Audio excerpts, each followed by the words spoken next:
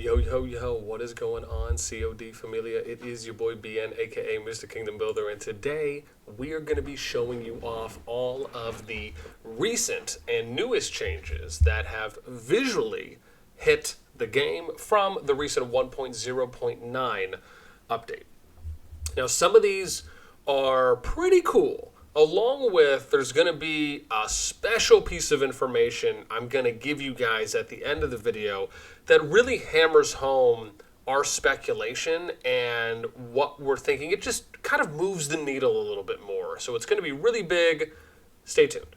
Before we get started and start diving in to everything, as I think I said start twice, if you enjoy the content, make sure you sub, like, ring the notification bell. Of course, if you want to join and be a part of our conversation, hit up the Discord. You can find a link to that in the pinned comment description right down below. Okay, so first order of business. Let's actually just go take a look at the new Behemoths, being the Magma Daemon and the, I say Daemon, I think it's supposed to be Daemon, but it reads Daemon, and then we have the Fire Dragon, right? So Call of Dragons finally gets it for its first dragon. It would actually be cool if maybe they introduced a different type of dragon each season, just out of curiosity. I mean, it doesn't have to really be, maybe they just change the colors, change the visuals, maybe just a different, it's like a different boss, right? Just to change a couple things. It doesn't have to be a lot, but that could be cool. Anyway, so here we go, right? You can see right here, right? So it is Daemon, right? So you got the Magma Daemon, and I think this is because there's multiple that you have to defeat. However, you can see here, let's just compare this against Necrogiant. So Necrogiant has the 2, and you get 1,200. You can see here 1.5 mil, 1.125 mil for ore, and then you have some of the damage ranking rewards, right? 10 gold keys, 10 silver, some CP speed ups. Okay, so we got that, and then we go and we look at this. So you get 300 more gems. Rankings are the same. You get double the amount of resources. You get the same territory to play and you get more speed ups. Then we go and we take a look at, and excuse me, before we even go there, right? Let's look at what some of the bonuses are. So you get a flat 2% overall damage dealt, and you get +5 member increase that you get compared to if we look at Necrogiants, where you're getting a +3, you get the hero stamina, destruction speed. So again, you can see member increases are going up. That means that if you're able to get all 3 of these, right, that's +15. And then we end up getting to Flame. Well, actually, before we even show it, let's take a look here at Magma Daemon so you can see a few of the creatures. So you can see here there's 4 at the top. Hang on, wait, sweetie. And you can see it's 2 mil HP. Oop, I think I went a little too far there. And those are the monsters. Yeah, that's the Magma Daemon. It is, yeah. Doesn't this look like Flubber? Daddy. Or the guy from Transylvania? Yeah. Later we can. Okay. Wait till I finish, okay? Okay. Thank you, sweetie. All right, we're back. So again, you have 4 monsters here, right? Let's take a look. So you got the Magma Manipulator. Now, the thing I'm curious is I don't necessarily think this is going to be different as far as each of these are going to give you this. I think it's just a matter of you have to defeat all 4 of them, and then you end up getting it. So you see the Manipulator here. Now, I don't believe the Manipulator is, at least from what, ooh, actually this is pretty cool. What's this? Oh, interesting. Look, so it looks like they added, maybe this is new, I don't know, but this is the first time I'm noticing this, where I can click on this tab that gives me a breakdown of the skills. So we have Magma Daemons are immune to all debuff effects and impairment effects. Interesting. The Magma Manipulator unleashes a jet of fire dealing magic skill damage to all enemy legions in a forward arc. Damage factor is 1,500. Splinters, Manipulator smashes a fireball to splinters dealing magic skill damage to all enemy legions in a forward arc. So another one, but it's higher damage factor. Eruption. Wow, I got a lot of stuff here. Manipulator triggers on explosion of lava, dealing magic damage to all surrounding enemy legions. So maybe that's more of a fan, possibly. Then we have Fireball Blast. Its target legion is too far away. The Magma Manipulator switches to ranged attacks. Oh, launching a fireball to the target's position and dealing magic damage to all legions caught in its blast. 12% of the legion's maximum unit count. Wow, that's decent amount. Oh my god, there's a lot here. How many do we have? Oh my gosh, wow, okay. Fire Bearer. Manipulator randomly selects 2 legions in its lair to be its fire bearers. Once the countdown ends, a pool of lava appears beneath the fire bearer legions, dealing continuous damage to all legions caught in it. Got it. So basically, if you're caught with these, you have to make sure you're spreading out. I like that, where it kind of, regardless of how much damage it's doing, I like the fact that the skills are kind of proactively making you have to micro and constantly reposition yourselves. I just think there's a lot of skill and tactical maneuvers that are involved in that, and I love the fact that it's something like that kind of, I don't want to say, well, I guess it forces you to do it, but it's just nice to see that you can almost kind of treat these like more of you would if you're kind of going into it like an RPG, dungeon raid. Okay. Then we have Scourging Field, Manipulator's Mark. Scourging Field creates a Scourging Field around itself, launching a Scourging Strike every 18 seconds at legions within the field. Scourging Strike applies a stack of Manipulator's Mark to the target, lasting 90 seconds, dealing magic skill damage, 1% of legions' maximum unit count. The more stacks of Manipulator Mark there are, the more damage is dealt. When the Manipulator Mark reaches 5 stacks, Scourging Strike instantly kills. Wow, that's intense. Applies a stack of to the target. Wow. Okay, got it. So it looks like Scourging Field around itself. Okay, got it. So basically, if you're in it, you get a mark, essentially. Okay, so the damage dealt to the Magma Daemon is significantly reduced. If there are no legions in the Scourging Field, the effective range of Scourging is extended to the entire lair. What? That is intense. If there are no legions in the Scourging Field, the effective range of Scourging Strike is extended to the entire lair. So I wonder if this means that maybe it's good just to leave 1 legion in there, just so the mark stacks. Right? So maybe what you do is you leave 1 unit in there so a mark is applied, and then you go out of it. Maybe that's a way to null it from extending to the entire layer. Or you just have to leave 1 unit in there for the entire time and basically just do a sacrifice so it doesn't extend. Maybe that's I guess we'd have to see how that plays out.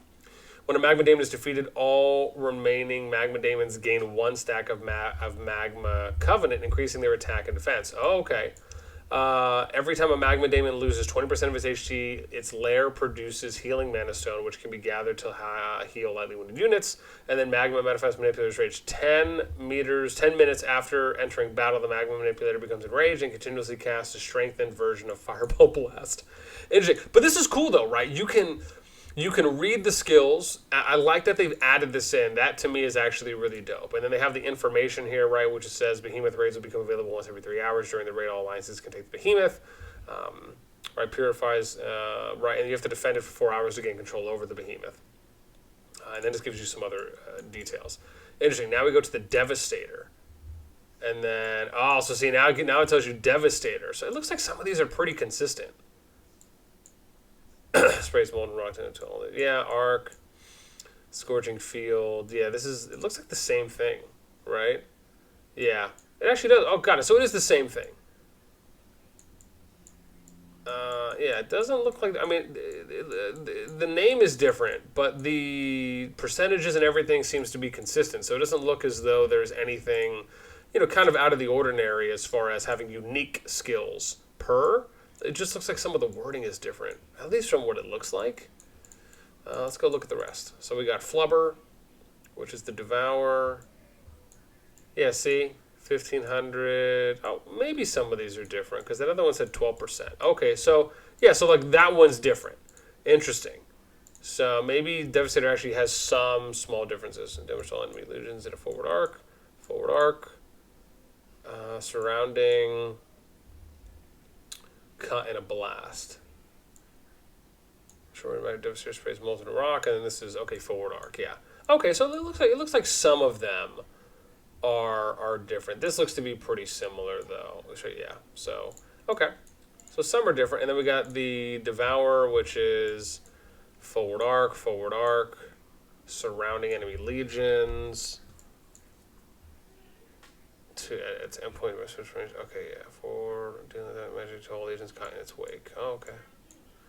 Oh, it looks sacrificial ritual. Here we go. Summons 3 acolytes, which move toward it and eventually sacrifice themselves to its flame, sealing it by fire. Oh, wow. So you'll basically have to make sure you kill the acolytes that spawn. Okay, that's cool. 18 seconds, entire lair. Okay, and then we get to, I don't even know what this is. Reaper. The Reaper. Forward arc. All enemy legions in a circle. Legions caught in its path. Okay, so maybe it's a line or like a, I want to say like a forward rectangle, so to speak, or like a road. Skull damage all legions surrounding it. That's Reap, and then you get to the big one, which is Extend to Lair. Okay, cool. So yeah, awesome. Okay, let's go and take a look at the dragon now, and then we can kind of get to the rest of the goodies here. Because the dragon actually looks kind of cool. So you guys could see there as well. Right, look at this guy, dude. Look at the drag, bro. Look at just the details on the dragon is pretty cool. I like this. That's dope. Okay, let's click. Right, so you get 2,500 for this. You get, looks like an extra, so you get 5 instead of 4, more speed ups. Looks like damage rankings are the same. But you get 10% command point recovery speed, which is massive. Massive, I tell you. And alliance from limit increased by 8. So that's pretty cool. Okay. Let's see if we can see what skills Dragon has. So we got Lair of the Fire Dancer, 10 minutes after, okay, it comes enraged, casting Dragon Glass, Barrage, and instantly killing all legions within its lair. Well, that's pretty, so you got to beat it within 10 minutes, okay. Dragon Claw Strike, Flame Dragon Claws, is cause skill damage to a target legion. Okay, so it's a single target. Exhales Forward Arc, legions in a backward arc, damage all enemies. Oh, nice, so that does it behind you. That's pretty cool. All surrounding legions, so that could be in a circle. Blazing Breath, this is Brad knocking away and stunning all troops in a forward arc. Magic damage, generating Shadow Flame within range. Legions caught in the Shadow Flame take continuous damage for 3 seconds. Ooh. In the second phase, Flame Dragon summons Abyss Lizards to its lair. Oh. Oh, wow. This is you take flight, short charge, plunges forward, and take to the ground while exhaling fire, dealing damage to all units caught in its flames. Okay. Legions caught. Flame Dragon launches a fireball at random legions location, dealing magic damage to all nearby legions. Okay. 50% of legions. Wow. That's a lot. Flame Dragon gives a terrifying roar, inflicting terror on all legions, causing them to move uncontrollably. Oh, that's intense. So I wonder if this means that you'll have to time out when the roars will happen and maybe just be more proactively spread out instead of bundle, just so you have a higher chance of just randomly moving to try and avoid skill shots. Conflagration? Oh, okay, I'll go with that. Launches devastating fireball to random legion's location. Skill damage to nearby. Okay, Shattering Flame. When attacking, the Flame Dragon inflicts a stack. When attacking, the Flame Dragon inflicts a stack of Shattering Flame on legions and damages. Oh, wow. Reducing their defense by 5% for up to 30 seconds, up to maximum 10 stacks. Dang! That's intense. So what, that can go up to 50%? Wow. Shattering Flame inflicts a one-hit kill upon reaching the maximum number of stacks. Intense. Abyssal Strike. The Abyss Lizards... Abyss Lizard slashes with its claws, dealing magic skill damage to all surrounding legions. Wow. When Abyss Lizards are close... Oops, hang on. What's going on? I'm trying to read all this, bro. There's a lot of stuff here. Let me see. It says, when Abyss Lizards are close together, they form an Abyssal Bond and increases their attack and defense. Ooh, got it. So you want to make sure they don't get close. Abyssal Strike. Lizard unleashes an all-out assault, dealing magic damage. Yeah, wow. So yeah. The Abyss Lizard cannot be defeated when its HP goes down to a certain level. It will explode in 10 seconds. Okay, cool. Wow, so you just have to make sure you avoid that too. Dealing magic skill damage to all surrounding legions, and generating 1 healing mana stone. So killing lizards is great because it'll generate healing mana stones. Okay. When the Abyss Lizard triggers an explosion, it produces 1 healing mana stone. When gathered, it heals a lightly wounded. Wow. Okay. Whew. We just did those in... almost 14 minutes. Okay, cool. So we at least were able to go through the Magma Daemons and the Fire Dragon. So that really dope. Cool to see the stats and the details. And I like the new... And again, I don't know if that's new, but I like the fact that I can click on that and click on the skills. So if everyone or if other people knew that, maybe that was already a thing, that's cool. I'll take the hit on that. Okay, and then we get to... let's talk about the new hero. So the new hero... is, let me see here, it's an epic. I gotta go all the way down here. It's Nico. I want to say this about my boy Nico, is that he actually looks kind of cool, right? I kind of feel as though he's, honestly, you know what really comes to my mind first? What comes to my mind first is that he looks like a hobbit that in their community where they have an engineering division. Right, like that's like seriously, right? This almost looks as though if it was Sam with ginger hair, in this shape and was just ready to go dig a tunnel. You know what I mean? Like just just had the equipment on and everything, right? Kind of a mixture between a hobbit and a dwarf. There we go. But again, I like the art style, right? I like the fact that they didn't just dress him up in this outfit that kind of signifies his engineering attribute, but that they made him look like, they gave him a dirty cheek that kind of signified he was doing engineering and he was tunneling. So to me, that is actually pretty cool. I like that they committed to the artwork and the design. With that in mind, we got marksman, engineering, and precision. So let's look at the skills.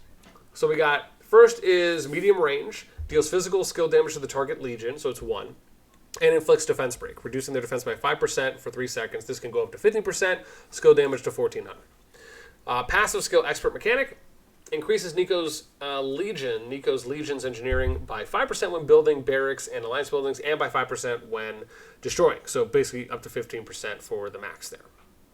So again, awesome that we're now getting another engineering, a pure engineering, right? So now you're able to just do more building, more destroying. That is cool. I love it. Okay, now let's get, and you could do more, right? Because the other one was, where's Craig? Right, Craig. It's probably Krieg, but I'm just gonna call him Craig. So, right, with Craig, it's, hang on, was it 4 skill? Right, here you go. So it's engineering bonus while building. So this is just building. This is not for destroying, right? So this arguably is, I think there's another one here that does something. Someone's gonna have to, right, here we go. So Ordo is the one, second skill. Right, excuse me, I thought it was only 1, but it is 2. It's my mind's going everywhere. But Ordo's the one that can destroy. So, right, this is bonus to engineering when destroying. The other one is when building. And so this one is, right, where it says by 20% when building barracks and alliance buildings, and by 20% when destroying. Oh, wow. So, yeah, see, he actually has both. But when you look at Craig, my boy Craig, it's just engineering bonus while building. So, right, Ordo is the only one that can destroy. Now, obviously, we have Nico, who can destroy too. His is 15%, though, and where is Ordo's? God, what was his at? See, this is interesting, because Ordo is 20%. So I'm really curious, because Ordo can build, this is weird. So Ordo can build and destroy at 20%, or increases it. But then I look at Nico, and he's only 15%. I mean, okay. And first off, my immediate initial thought was, okay, I'm associating legendary, higher tier, but lower percentage when I'm comparing it with Ordo. The other way of looking at it, this probably more the realistic way, is that Nico's probably just an overall better hero than Ordo is across the board. So even though it's legendary, and we may want to associate higher tier, should have better stats, really, this is an overall, even if it's not the best in this one category. So with that in mind, I get it. Now we look at this one, agile development. We got all marksman units in Nico's legions. Shh, wait, please. Legion. When I finish, I'll give it to you, okay? Thank you. All marksman units and legions. Nico's Legion gain 10% attack and 4% defense. This goes up to 20% for attack and then 10%. I like this because it's essentially kind of boosting the defense on marksman. I think Nico might make marksman... I just like the idea that they're a little bit more viable now by having stronger defense and maybe stronger attack compared to when they're going up against mages, right? Because marksmen have the highest DPS essentially in the game. It's just that, right, they're kind of more of a medium long range, and then mages are long range. Okay, so I like that. Kind of more of a boost. Now let's take a look here at Convalescence. When casting rage skills, your legion's attack speed is increased by 10% for 3 seconds. This effect can only be triggered once every 7 seconds. Wow, so it goes up to 20%. This actually is pretty dope. I think adding the attack speed with the attack and defense boost really may make marksman a little bit more viable, because I know a lot of people have been saying that mages seem to kind of be running the long game, and running kind of archers or that mid-ranged unit just hasn't really been as useful. Again, I haven't done it myself. I'm really going off of what I've heard from top players and just by getting feedback from a lot of the fights and the wars thus far in Server 2. So this, to me, if that's the case, seems like it could actually be a nice buff, right, to make the unit more viable. When Nico's Legion launches a normal attack on a target Legion that already has defense break, they have an 80% chance to deal additional... Oh, I like this. So it's almost as though the Awakening skill can proc... Thank you, sweetie. Can proc an additional effect, right? So this is pretty cool, man. Actually, this would be really cool to test. I'd be really interested to see how that plays out with Nico. Okay, then we get to... let's talk about some new Augerstone tasks. So with the update, right, they added in 3 new ones. Alliance Maneuvers previously was the last. This brought it to a total of, I think it was 24. So there was 24 total Augerstone tasks. Now there's 27. They added 3 new ones. Unscarred, which is your alliance must occupy 1 Magma Daemon lair by the end of the countdown. These are the rewards that you get: 1,000 gems, 3 gold keys, 15-hour speed ups, and then it unlocks level 6 forts. Then you have Unparalleled Bravery. This is your alliance must destroy 20 level 6 Darkling forts by the end of the countdown. You get 6 universal artifact keys, 500 gems, and 18-hour speed ups. And then Flame Dragon unlocks. Of course, last one being your alliance must control the Flame Dragon. You get 2k gems, 4 gold keys, 18 hours of speed ups. So yeah, that is pretty much it for that with the 3. Now, what I will say here on the last one, before we show you, before we get to the very last one, right, here's the second one. Timeline for Season 4 finishing their Augerstone, right? This one is, let me see if I can show this to you real quick, right? Because I'm looking at it. That was 3. Yeah. So let me just say this. This can change because... and I'm imagining it is. Because remember, we haven't done Unscarred. We haven't done Unparalleled Bravery or any of these, right? They all say not completed. So I wonder if it's just because they're just automatically open and we can go do them now, even though we didn't have an opportunity to actually get the additional rewards. So I'm not sure. Now, this is the case between Season 1, 2, and 3. The only... or server 1, 2, and 3. The only server that has not had these 3 opened yet is Server 4. They have, I think at the time of recording, they have, and I'm actually checking right now as well while I say that. So let's see here. Yeah, they have, so their Alliance Maneuvers ends in 1 day and 20 hours. And then Unscarred will open for Server 4. So my assumption is, if this stays in place, and they also do not do anything to change Augerstone for servers 1, 2, and 3, then we're looking at, anywhere from maybe 8 to 10 days, I would say, give or take, between before the Season 1 Augerstone finishes in Server 4. So, anyways, with that in mind, just wanted to share that. Last one here is going to be seasons. So for season rewards, I just want to point this out. This is the very last one, which is big. They did add more context saying you can move on to the next season together, right? Waiting for other servers to finish their fight before the season server can begin, you can move on to next season together. At the start of the next season, you begin rewards. Season 2, you will forge new alliances with lords from neighboring servers in order to stand against the challenges to come.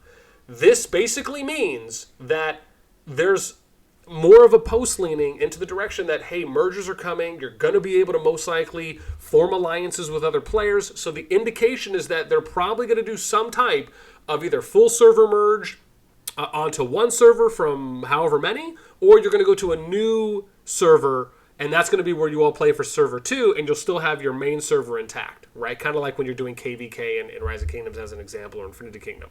So they just confirmed another piece. But now we just have to wait to kind of see how that's going to play out, and then how many kingdoms are they going to bundle in that. So, if anything, that's the last really big piece of news, which I thought was cool because they added more context there. That's it for me. I would love to know your guys' thoughts down below. This is, again, so much cool stuff that we can now see from the update, along with some more information that we didn't necessarily have in the patch notes. So, leaving them with anything, just try to include more information in the patch notes. That's my one thing. Try to be as detailed as possible, but still taking what we're seeing as a big visual win. Can't wait until more awesome stuff comes out, and then we get more information when those merges happen and how those are going to play out. So let me know what you guys think, again, in the comments down below. That's it for me. As always, until next time, I'll catch you later.